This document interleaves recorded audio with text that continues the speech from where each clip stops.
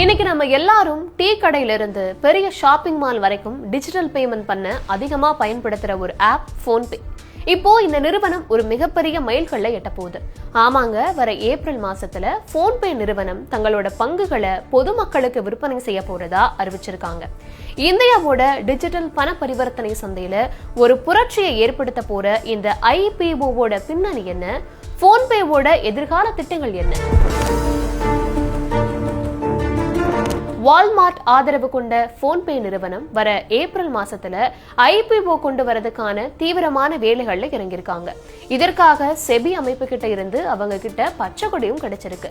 Microsoft, tiger global போன்ற பெரிய நிறுவனங்கள் தங்களோட 5.06 கோடி பங்குகளை இந்த விற்பனை மூலமா வெளியிட போறாங்களா?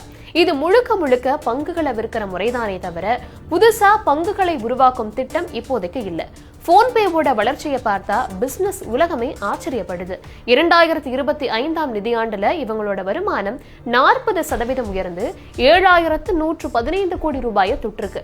அது மட்டும் இல்லாம இவங்களோட லாபம் 3 மடங்குக்கும் மேல உயர்ந்து 630 கோடி ரூபாயா அதிகரிச்சிருக்கு.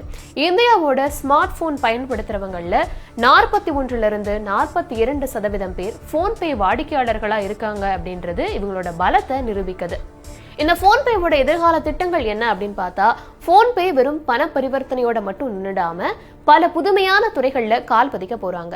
ஷேர் மார்க்கெட், இதன் மூலமா நீங்க முதலீடு மற்றும் சொத்து மேலாண்மை பண்ண முடியும். இண்டஸ் ஆப் ஸ்டோர், இது இவங்களோட சொந்த மொபைல் ஆப் ஸ்டோரா இருக்கு. கிரெடிட் ஆன் UPI மூலமா கடன் வாங்குற வசதியையும் கொண்டு வராங்க.